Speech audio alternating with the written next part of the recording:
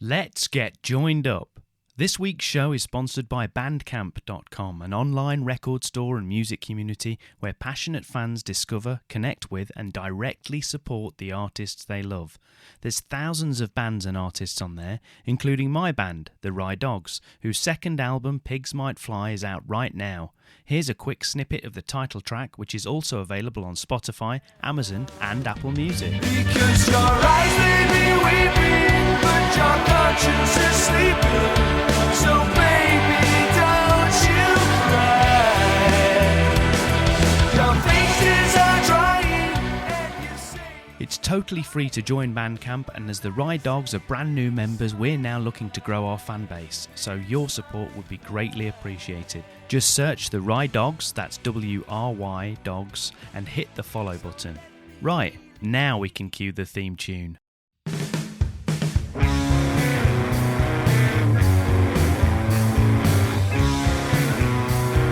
Joined up writing.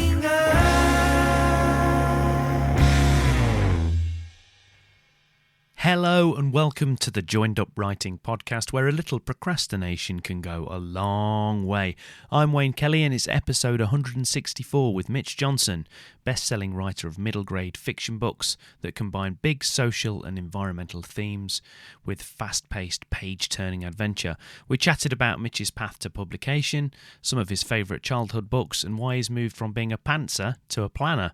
And on that last subject, it's been a continuing theme for me, and long-time listeners will know I've flip-flopped from one to the other over the years, and I know it can become a bit of an obsession with all of us. The truth is, whatever works for you, that's the right way to do it. For me, as I inch my way through the last couple of chapters on my new Safe Hands first draft, I found that a bit of planning has really helped me sort out the ending of the book.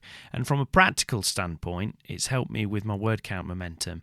What do I mean by that? Well, the day job's been really busy over the last few weeks, which has meant my writing time's been squeezed. So the slots I've had have tended to be short, sharp bursts rather than kind of long, luxurious hours stretching out across the morning, for example. So having some kind of plan, even just some bullet points and a list of stuff that needs to happen, has allowed me to hit the ground running from a standing start each time. I don't need lots of thinking time before I start typing. So in theory, I can open the project and crack on. And in the main, that's largely what's happened. So less time to second guess myself, less time for faffing about, and more time to get the words down. I'm not sure it'll convert me into an out-and-out planner, because I still think when you first start a new book or story, it can be good to just let the words flow and see where it goes. But I definitely think that I'd benefit from putting the brakes on at some point and really drilling down on how the story could and should develop. So, now I know that I'm in the last few thousand words of this first draft and the end is tantalisingly close, I'm less worried about how it'll pan out and more concerned with making it as powerful and satisfying as possible. But what about you? Planners? Pantsers? Somewhere in between? Let me know and tell me about your projects. I try to reply to every message, and it's brilliant to hear what you're up to, what you think works or doesn't with the show, and if there's anything you'd like to hear more of in the future. So the best way to get in touch is via email, wayne@waynekellywrites.com, but you can also tweet me at JUPodcast or drop me a line on the FB page. Also, don't forget to join the email mailing list at joinedupwriting.co.uk. Totally free, and you get a couple of downloadable goodies when you sign up, and you'll be the first to find out about upcoming shows and events. Okay, let's hear today's interview with Mitch Johnson. So after graduating from the University of East Anglia with an award-winning degree in English literature with creative writing, Mitch completed Kick, his debut novel for middle-grade readers. Endorsed by Amnesty International UK for its portrayal of children's rights, Kick also received the 2018 Branford Boase Award. In between writing, Mitch works as Waterstones bookseller in Norwich, where he lives with his wife and children, and his latest novel, Spark, is out right now everywhere you can find good books. So enjoy the chat, and I'll pop back at the end for a sign-off.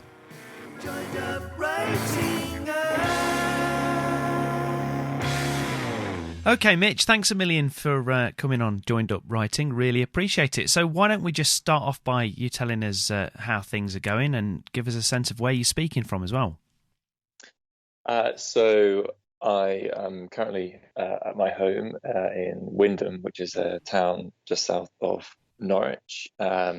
I'm in a room that's currently a spare room, I suppose. We only moved here last year, and we're still getting things sorted. Yeah. So this is not my study or my office at the moment. I am writing where I can, with the hopes that one day we will have a shed in the garden, as we had at Yeah. our last, our Like last Roald address. Dahl, We very had one. Roald Dahl, that, isn't it?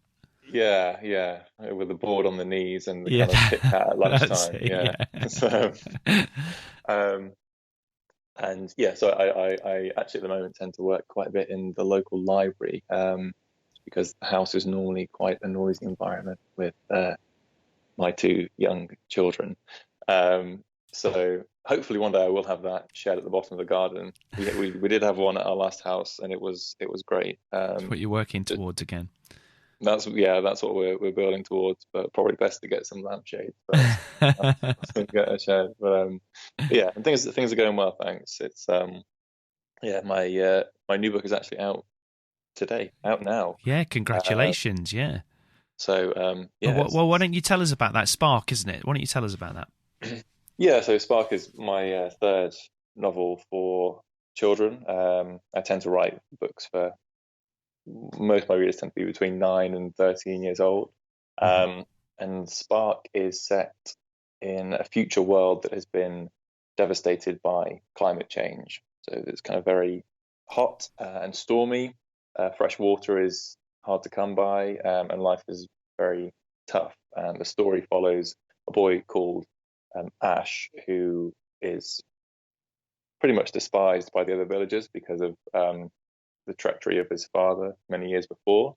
Um, and one day, Ash wakes up after a ferocious thunderstorm to find that the water in the pool in the village has dried up and the rest of the villagers have disappeared. And so he has to set off on this journey to find the villagers, to find answers.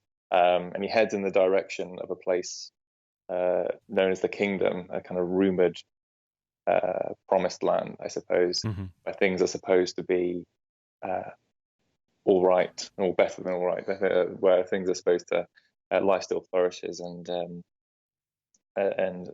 things from the past are still possible. But yeah, it's I suppose it's cli-fi. That seems to be Cli-fi, nice. Have you yeah. coined that? I've not coined that. No, someone has coined it not too long ago. But yeah, kind of fiction that I suppose is dealing with the climate crisis, but it's set after it's too late, I suppose, to turn things back. And I wanted to write something that, even though it's set in the future, feels almost medieval. So the village that Ash lives in, which is called Last Village because it's the last village that they know of before the kind of wastes Mhm. to the south of them. It's very parochial. The people are very superstitious. A new kind of belief system has formed to, I suppose, as a way of them processing or trying to understand how they've inherited such a life, I suppose, and the truth that their ancestors just didn't really care enough about future generations to do the right thing and reverse climate change. They just can't countenance that, and so this new belief system has evolved. But most people can't read. Lots of old knowledge has been lost, and in the gaps, all these kind of strange beliefs have popped up. As has happened in many times in history, yeah. Yeah, so I think it's it has a slightly peculiar feel because it becomes increasingly apparent when you're reading it that this is set in the future, and yet what you're reading feels like something from 1,000 years ago. Yeah, yeah. Yeah, I think I pulled that off. Well, Time to tell. well, it sounds like a great premise, a great idea. Do you remember what kind of kicked it off for you? Where did the kind of initial kernel of the idea come from? Well, I think I'm drawn to writing stories that tackle some kind of big issue. I find that very motivating, especially because I'm writing for younger readers who, will be the future, will either make the good decisions we need or the bad decisions that we really don't. So if I can influence them in any small way to think about these things at quite a young age and to reflect on whether when they grow up and they can purchase things and vote for, politicians. If that kind of, if they can have a more informed opinion, then that would be ideal. But I think this idea in particular, I remember reading in a book called The Uninhabitable Earth by an author, I think it's David Wallace Wells, and he's talking about the future possibilities for climate collapse. And in one of the chapters, he mentions how the only way of kind of grasping the scale of the problem is in mythological terms or theological terms. Mm-hmm. And that kind of put me on the track of, well, what if people who are living in that world develop kind of new belief system to try and understand how they have been left with this kind of world and this kind of life. Especially if there isn't kind of much semblance of science and, as you say, written knowledge and things, that's probably what would happen. Yeah, and I suppose in that kind of world you would be constantly fearful, and there'll be a lot of unknowns, even beyond the kind of, no one has really left the boundaries of the village because the world beyond is just, well, too dangerous. Mm-hmm. And let's say communication, like wider civilization, has collapsed and society has collapsed, and so people have kind of fallen in to these small communities and largely turned away from what is a very inhospitable outside world. So these are obviously, as you say, you're drawn to these big, important social issues and the like. What made you, a lot of people would probably shy away from trying to write books with such big themes and this kind of thing, particularly for children. What makes you think that, aside from the things you've talked about trying to influence younger people and get them to think differently and all the rest of it, why do you think people do shy away from maybe tackling these issues in children's fiction, or have done in the past? I know it's changing now. Yeah, I think children's fiction is really pushing, lots of issues at the moment. I think it's becoming apparent that we really need young people to be informed, because we can't have another generation that follows, in the habits of the one that's gone before and the one that's gone before that. Yeah. I know. I think children's literature has always been quite subversive. I think that it's definitely a challenge to put a very large theme, or a very kind of challenging theme, in a book that is still entertaining and appealing and enjoyable for a young reader. But having said that, I do, pre-pandemic, did lots of school visits, and they hopefully will return again soon. Yeah. And when you meet young people, you kind of realize how eager they are to do the right thing and to engage with these kinds of topics. So that is really heartening, and they're so enthusiastic as well. The age group I write for are, I think, the perfect age group to write for, because they've got the linguistic ability and the comprehension to read like a sophisticated story, but they've still got all that childish enthusiasm and exuberance, and they get so animated when you kind of do an activity or a quiz or whatever it is as part of the event. So it's really nice speaking to people who kind of really want to listen, I suppose, and really want to engage. And I suppose as part of being parented and being schooled, kids have a really keen sense of what's right and wrong. It's a big part of their life. It's kind of, are you being good, or are you being problematic with your behavior or what you're saying, which I suppose potentially we lose a bit as we grow up into adults and can make our own decisions, and no one's quite monitoring us. It becomes a lot more grey. Yeah. So I think for me, what I like writing these kinds of stories for that kind of readership, because they're a challenge, and because I think it's worthwhile as well. I think the book that I wrote before Spark, which is called Pop, and kind of deals with consumerism and plastic pollution, that's something that is kind of already on their radar, and it's something that like young people are not happy about at all. Mm-hmm. And so I wanted to kind of write a book where they could see, someone outside of themselves or their immediate friendship group kind of talking about this issue, and but also putting it in a like communicating it in a way that is, exciting and entertaining and hopefully funny as well. I mean, I always I'm a bit nervous about saying one of my books is funny. Someone reads it and doesn't quite agree. You said this was a comedy, right? yeah, I've finished it now and I still haven't laughed once. What? I think, yeah. Sorry. I think those are the principal reasons why I like writing for that age group. But so many authors now, are writing stories with big, complex, important themes in them for younger readers. Yeah. And again, writing for that age group, I really like it because no one quite knows where the limits are or the boundaries are for, these rather arbitrary age categories we divide children into for their reading.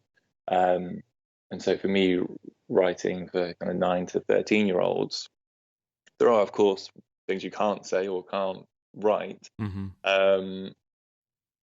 But I'm kind of interested in kind of nudging and probing around where the boundary might be between that and teen, where anything goes, really. When you started writing for children, I mean, I always, like you say, these kind of arbitrary things that we come up with, or this is middle grade fiction, or this is YA, or this is whatever. Was it a case of you wrote something and then you thought, or somebody else said to you, right, this is middle grade fiction, or how did that kind of come about? Or did you very much, right, you kind of knew the market and you looked at it and you thought, right, I'm going to write middle grade fiction or whatever, I'm going to write between 9 to 13 or whatever. How did that come about? Well, interestingly, when I first started writing novels, which was when I was in sixth form, so 17 or 18, I started jotting down ideas and phrases and paragraphs for a novel. That was a book for adults, because I think I had, like most people, largely left children's literature behind in my childhood, which you're kind of encouraged to do, but I think it's actually a very sad thing because there are so many great books written for younger readers, and there's almost a taboo around reading them when you're older. I always feel like children's literature should be recategorized as kind of books for everyone rather than books for children. A bit like the Universal Film Certificate sort of thing. Exactly, right. And so my early kind of attempts at writing books were for adults, and then a few years after I'd left school, I decided that actually university might be a good idea, because working sucks. Yeah, I'm with you there. Yeah, and so I was very fortunate. I got a place at the University of East Anglia on their undergraduate program, the literature with creative writing, and it was in my final year there that I took a children's literature module out of curiosity more than anything else, and it's one of my favorite, if not my favorite module that I studied, and it reintroduced me to children's books and reminded me of how much I loved some books from my childhood. And that's another strange thing, is you speak to people who are quite maybe scornful or dismissive of children's books when they become an adult, but when you ask them what some of their favorite books are, they often cite books that they read when they were a child. So how important they are. So I took this module, and I was also obviously taking creative writing modules, and I decided that I was going to, the idea I had for my creative writing dissertation was about a boy who worked in a sweatshop making football boots, who dreamt of becoming a footballer, the kind of person that might end up actually wearing those boots on the other side of the planet. And that was a short story for my dissertation, and it After I graduated, I thought, I think this has got a lot of potential still, and so I kind of went about turning it from a 6,000 word story into a 60,000 word novel, which is like it's just a terrible way to write a book, to try and turn a short piece of fiction into a long, because like nothing quite works. I've done it before, yeah.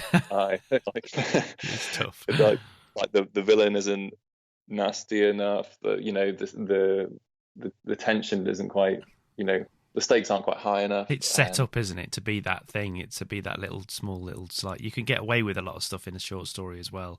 You can kind of, as you say, because you're kind of in and out sort of thing, you can just sort of set up a world or set up some kind of rules, and you can have characters. In a way, some of it has to be almost shorthand because you've got less time to play with. Yeah, and I think short stories are very difficult to write, but turning a short story into a novel was kind of very painful experience, because after a time you realize you've got to actually get rid of that character, and you've got to create a new one with a different storyline that will, complement the new kind of word count. So I went about doing that, and I sent that off to some, when it was kind of finally in decent shape, I sent off to some literary agents. And in the past I'd had some, I wouldn't call them glowing rejection letters. Some of them were, they had personalized feedback, which I knew from all the, that's a step up. From all the template rejection letters I'd had. Yeah. I knew that was actually, an agent taking time out of their busy schedule to say, look, this has got some potential, maybe think about this and this. I'd actually had a fairly miraculous experience with my first novel that I wrote when I was 18 for adults, in that the second agent I sent it to requested the whole thing, which set me up for, or didn't quite prepare me for the dozens of rejections. It's like a gambler that wins on the first lottery ticket. Exactly, yeah. I play this game again. Yeah. Obviously, I didn't take it on. And for good reason, that it was a good first attempt, but it had plenty of things that would have required quite a bit of work. And I think they were partly curious that, I was so young and had written this book that was kind of half decent, and maybe potentially that would become a selling point, maybe.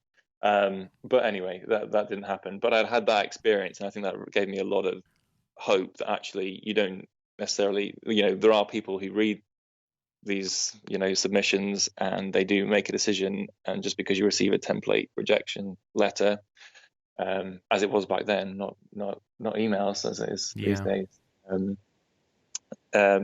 it gave me heart that actually it is possible that you will kind of take the next step.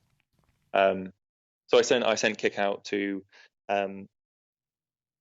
agents, and I was getting like pretty good feedback. No kind of offers of representation, but I could tell from my previous experiences of novels that had gone nowhere that, actually this one clearly has some kind of potential.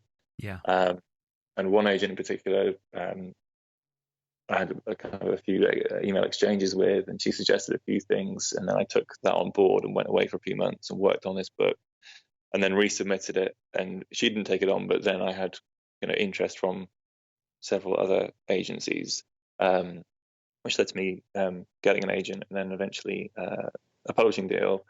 To come back to the question you asked about 15 minutes ago,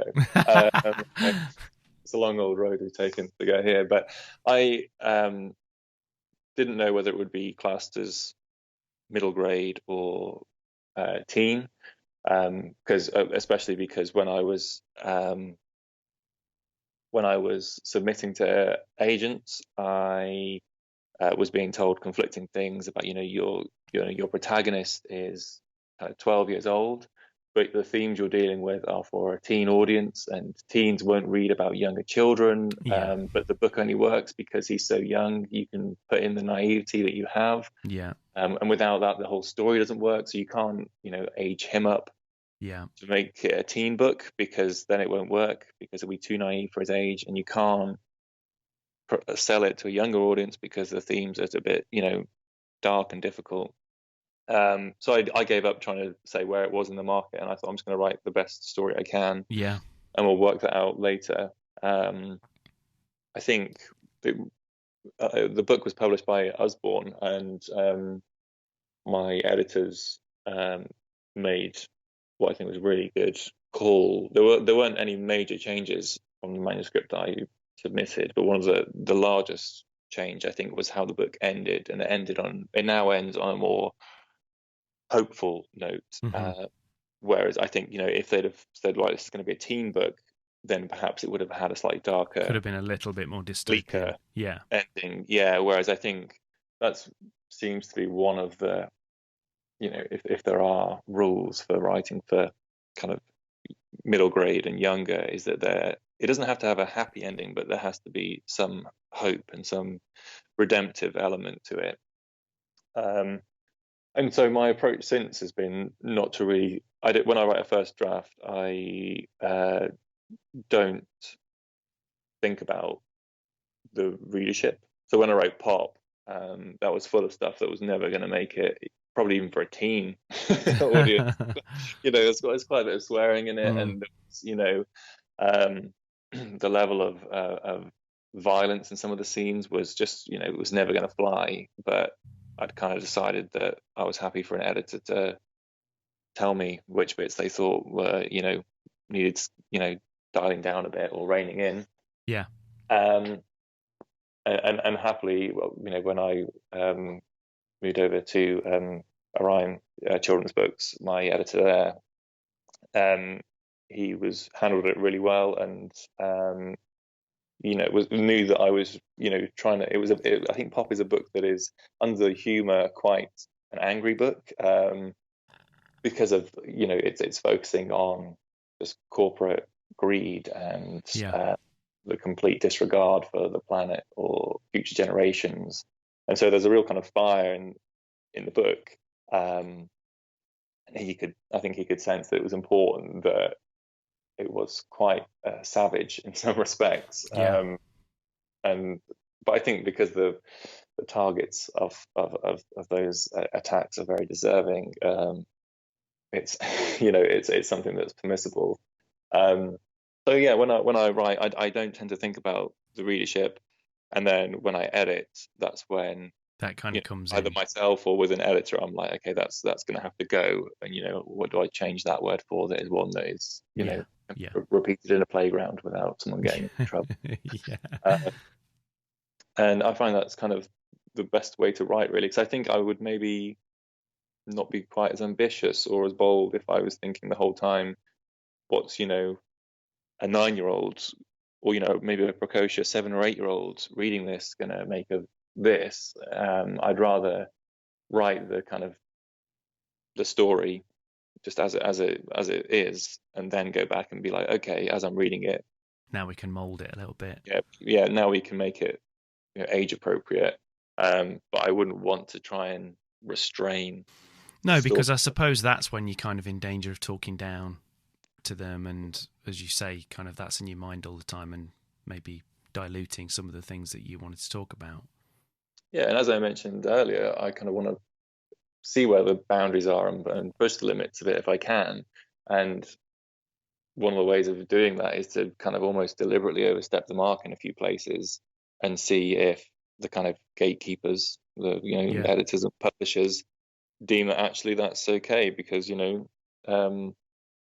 no one's tried that before, then there's no way of really knowing whether it's something that will fly with that kind of readership. So I think that's all part of my process now, is just to kind of write for me, or write the story that I want it to be, without any kind of restrictions. And then afterwards, because no one's going to see those early drafts that are unsuitable, they're not publishing that version as well. So it's kind of risk-free in that respect. And of course, you've got to be sensible, and you've got to be mindful of that. A precocious 7 or 8-year-old might pick up this book, and you don't want there to be anything there that is, unsuitable. Yeah, of course. So when you were kind of growing up, do you remember the kinds of books that you think might have influenced you now, or that who were you reading when you were sort of that age? Do you remember? I was reading. I do remember some, and again, I think part of the reason I write for 9 to 12, or I'm drawn to that age group, is because I have quite vivid memories of being that age, and before that is a bit hazy, and after that is a bit, well, you're a teenager, so uncomfortable. Let's be honest. So that's kind of, I don't know, like a kind of a happy time and a memorable time. And I remember, well, I was quite fortunate, I think, in that I kind of grew up with Harry Potter. In that, I had to wait. I was a child of roughly the same age as Harry Potter in the books, and I was having to wait every year for the next book to come out, which blows kids' minds nowadays because they just have them all sitting on a shelf waiting for them. Exactly. You can tear through them in a summer holiday and be like, great, I'm up to speed now. Whereas I had to wait 18 months for this next one to come out. Yeah. And I remember reading like The Goblet of Fire, which is, very chunky book. I remember reading that, well, for a 12-year-old at least, reading that in a weekend, I think the weekend it came out. And then, but then after that, I kind of became a teenager and lost touch with reading a bit. And so it wasn't until about 3 or 4 years ago that I read I reread all 7 just to kind of get up to speed, but an unfinished adventure. But I think that's influential, not necessarily because of the book itself, although that there is quite a lot of nostalgia attached to that, and it's quite cozy in some respects. But that was a publishing phenomenon, and is almost unique in how big it became. Yeah, and it did kind of have a resurgence of literacy amongst young people, especially men, boys particularly, I should imagine, who, especially in recent times, kind of literacy amongst boys has kind of dropped quite a lot, or at least reading regularly and all that kind of thing. So I should imagine it made a big impact with stuff like that. Yeah, I think, but even aside from like the story itself, I think just being a child and being around at a time when there was so much hype and so much excitement around the book coming out. I remember midnight openings and queues down the street, and people reading it as fast as possible, like what would now be classed as FOMO, or the fear of a spoiler, tearing through these massive tomes in a weekend, because they didn't want on Monday at school for someone to tell them that so and so had died in the last chapter, and you have to wait another 2 years for the next one to revenge on that person. But the books I remember fondly from my childhood, I remember reading like the Goosebumps books. I absolutely loved the Goosebumps. I think there's one called The Headless Ghost, which was my favourite. It had a headless ghost on the cover, so I imagine R.L. Stine would have probably called it The Headless Ghost. I just love those, and I've kind of since read interviews with him and what have you, and you kind of, when you look at them again, you realise that they're essentially like dialogue, and that's why you get through them so quickly. They're pretty short dialogue. Every chapter ends on a cliffhanger, so you have to keep going. But I love those, and I remember the textured covers that were kind of bubbly or slimy, or they had a picture in the middle. I have really fond memories of reading those. I also, my favourite book from kind of being a 9 to 12-year-old was The Phantom Tollbooth by Norton Juster. I don't know as well whether it's just the book itself that I just really love. The illustrations in it are kind of scratchy, inky pen kind of drawings, and like my copy is like the pages are golden and soft because it's been, as well as my return date stamp, there's about 80 others from all the kids read it's been well thumbed, and it it smells like an old cardigan in a charity shop. It just it's just like it's just fantastic as an object. So what do you as a children's writer, what would you say is kind of the most common misconception people have about either writing for children or just children's writers in general, do you think? Have you kind of come across, you're on your 3rd book or whatever now, so you'll have been, as you say, you do school visits and you go to events and the like. What would you say is kind of the biggest or most common misconception? I'd say the biggest misconception amongst young people, children, is that it's the first draft of your book that gets published, Yeah. and that you're a millionaire. Yeah. Both of these things, unfortunately, are not true. And with adults, I don't know. There's certainly still a bit of stigma in the literary world around how, I don't know, worthy or deserving of attention books for children are. They're still given very little space in kind of the review sections in newspapers. Mhm. I think as well, there's the trap that gets fallen into repeatedly is that it's normally celebrity authors who are names that other adults recognize that kind of get a lot of attention. Yeah. And it's kind of understandable if you're a parent, you want your child to read. You haven't read a children's book in 20 years. You don't know what to go for. There are a few names that you recognize, like Roald Dahl and Enid Blyton, and so you maybe kind of drawn to those. But then you also see names of people who you do know from television or wherever they may be.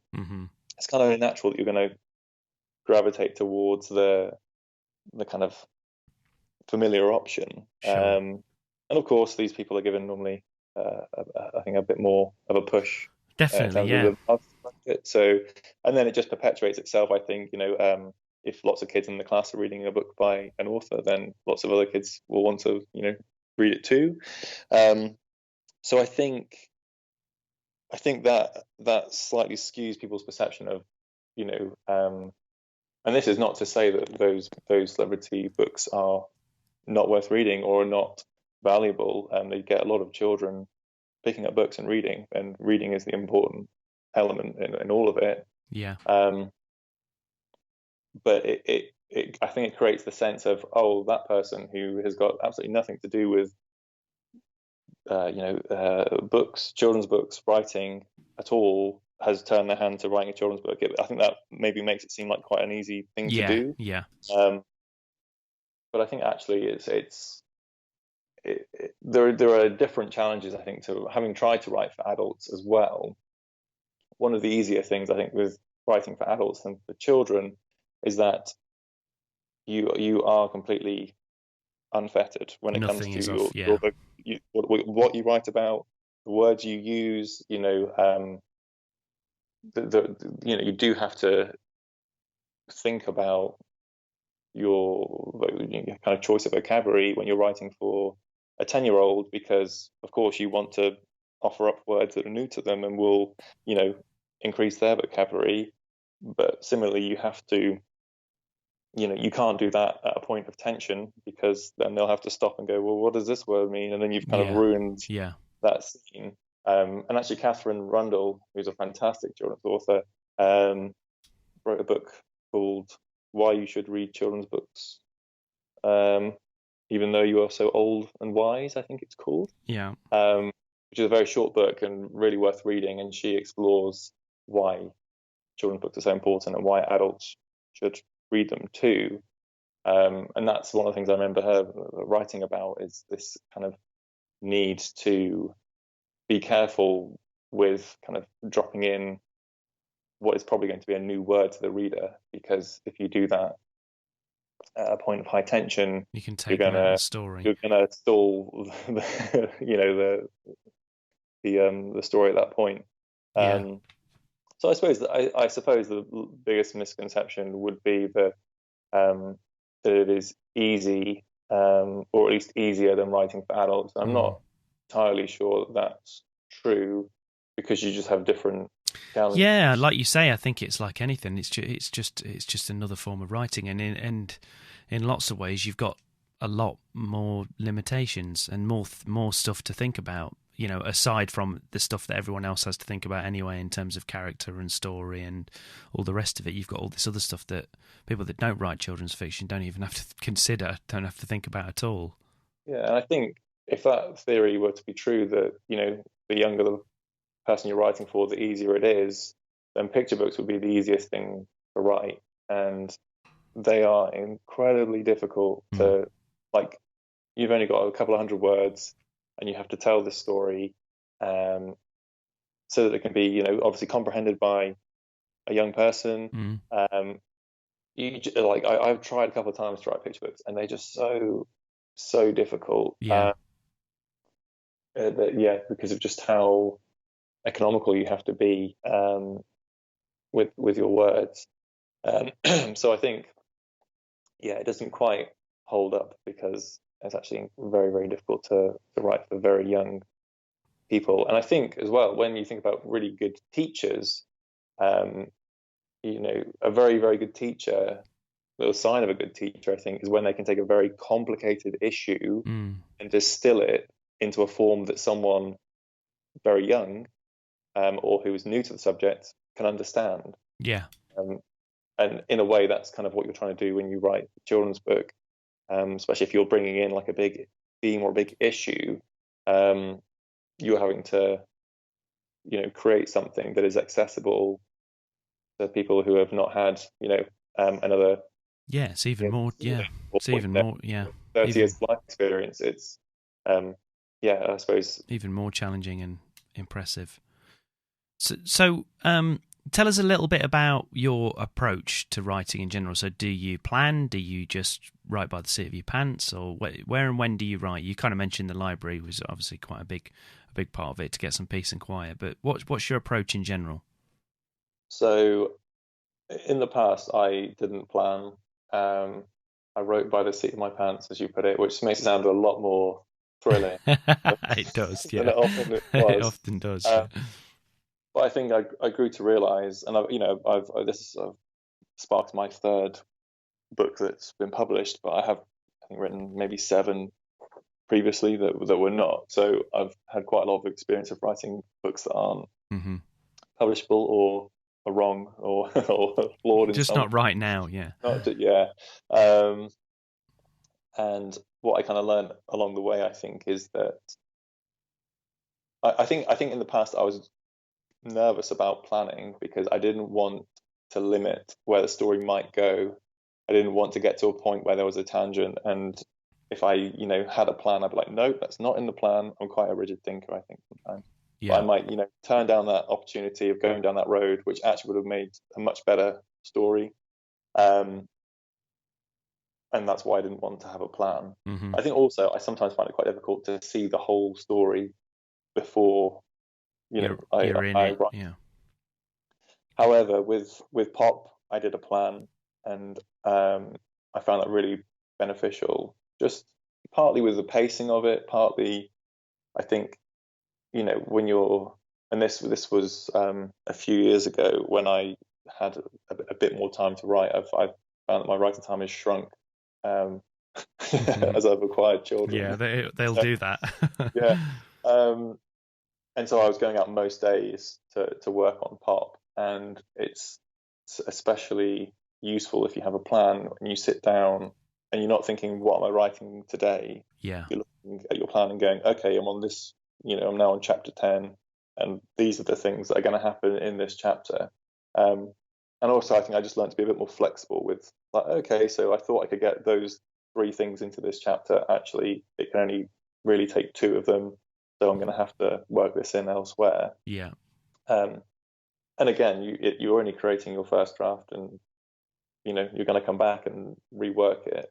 So I think now I'm all for having a plan before I set off, just because it cuts out a lot of unnecessary traipsing around.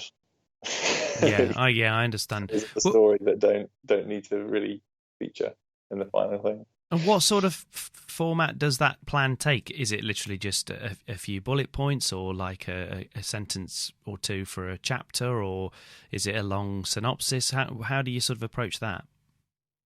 Well, I think it does.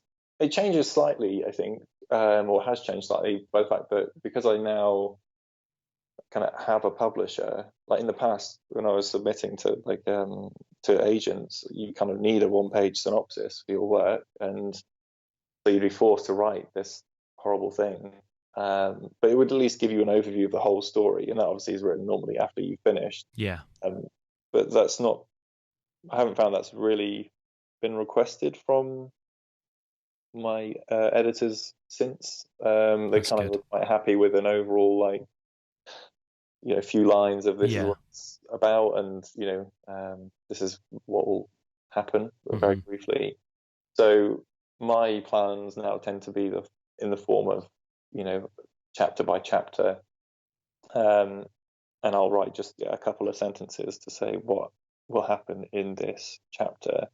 And obviously then there'll be, between chapters 2 and 3, there'll be a chapter 2.5 that I have to go back when I've kind of done my plan. I'm like, oh, hang on a minute, if that doesn't Yeah. here, To then fit something in. yeah. So that's normally what my plan looks like. It's chapter by chapter. But as well, like at the moment, I haven't yet begun writing, but I've been planning and thinking about and researching my next novel. And so I think as part of the planning, that's a big part of it too. I like to have done quite a bit of reading around the subject, just so I feel more comfortable to tell a story that's going to involve those themes or that place or whatever it might be.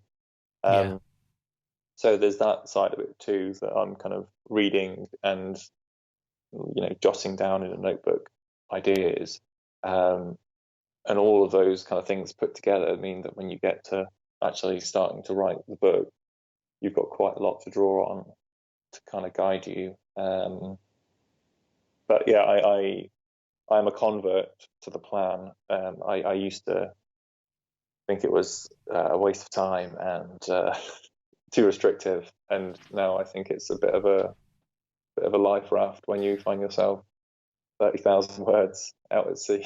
I think you're right about that, and I also think you make a good point about when your writing becomes more fragmented in terms of real life getting in the way and having less time to spend on it.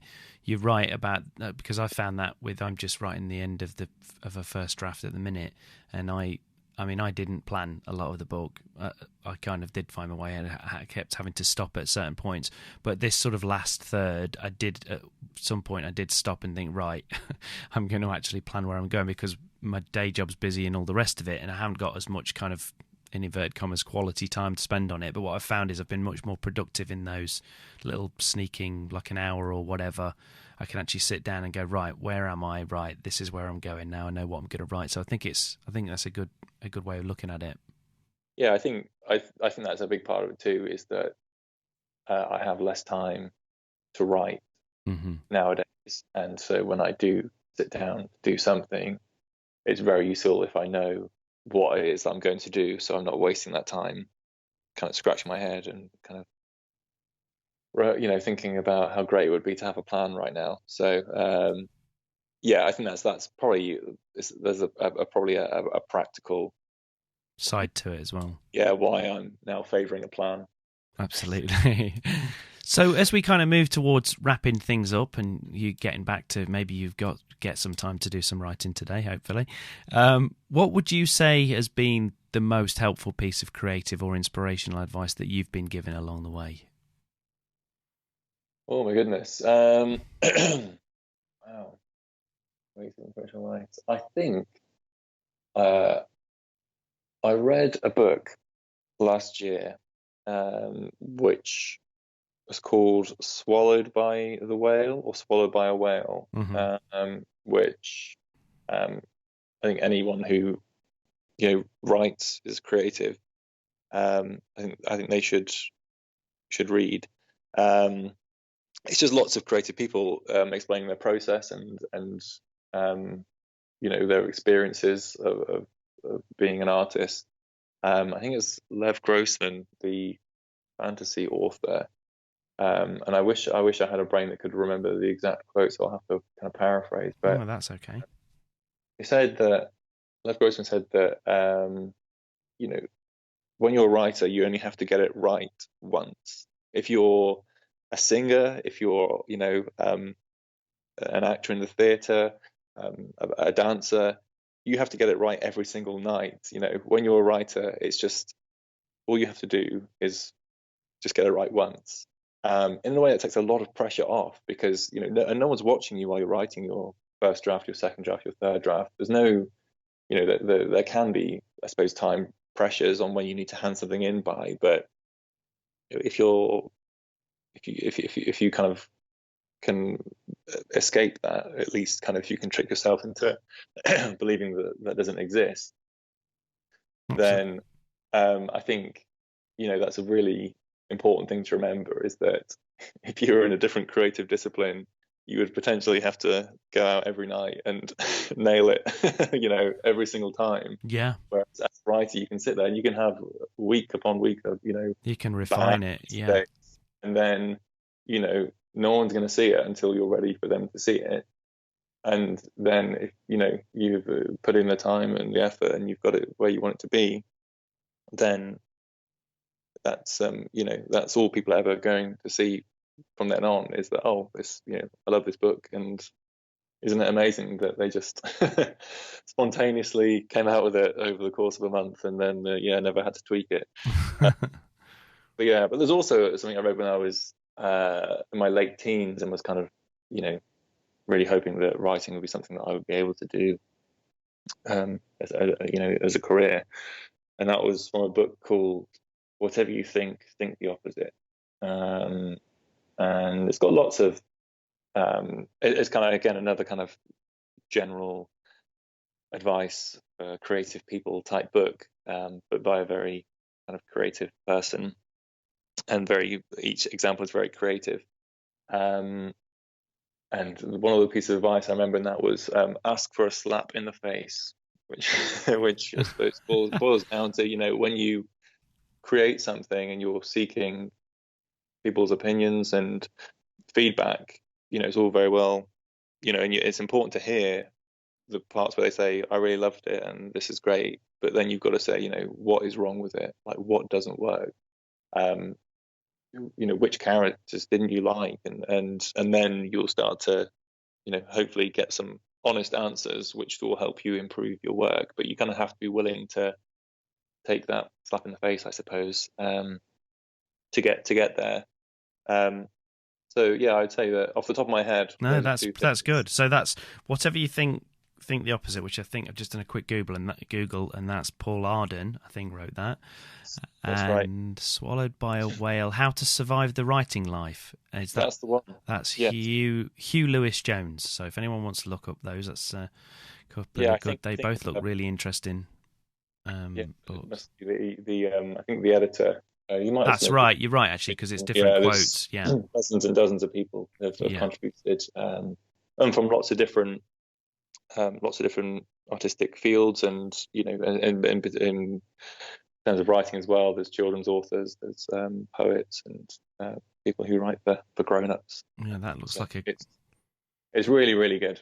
Yeah, I really recommend it. Especially if at times things are not quite going your way, which, as the subtitle suggests, yeah, use of the creative person. Absolutely, hang on in there. Well worth reading. Definitely. Well, thanks for that. So as we kind of finish things, just remind us, so just tell us, obviously, so the book Spark is out right now. Why don't you give us a sense of what's up next and where people can find out more about you online, socials, etc.? Sure. So, so Spark's my third book. So the others are Kick, Pop, and Spark is the third one. You can visit my website, which is mitchjohnsonauthor.com, or you can tweet at me. My handle is Mitch Author. But thanks so much for speaking to me today. No, it's been great. No, thanks a lot for coming on Joined Up Writing. Thanks a million. Oh, thank you very much. Joined Up Writing. There you go. Thanks again to Mitch, and I'll put all of his links in the show notes over at joinedupwriting.co.uk, or you can find them in the podcast description on whatever device you're listening to this on. At the top of every show at the moment, you probably remember I tell you about Bandcamp and what a great platform it is for the independent musician, and this is just another reminder to check out my band, the Rye Dogs, on there. That's WRY Dogs. We write melodic pop rock tunes, and you can listen for free. Give us a follow or purchase the music to own for yourself. Either way, I'd love to hear your feedback and get a bit of support. That's pretty much it for this week, but don't forget to get in touch with all your thoughts on the show. feedback and to tell me what's going on in your writing world, and you can do that by dropping me an email at wayne@waynekellyWrites.com. Also, remember you can find the entire back catalogue of interviews on the website. Make sure you subscribe at Apple Podcasts, Stitcher, Spotify, Overcast, YouTube, or wherever else you get your podcasts to have the podcast downloaded automatically every week. Also, remember to keep leaving us a nice rating and review on Apple Podcasts or YouTube or wherever else you find the show, because it really does help other people to find it, or you could just tell one of your friends. So that's it for this week. Thanks for listening. I'm Wayne Kelly. Happy writing, stay safe, and I'll see you next time.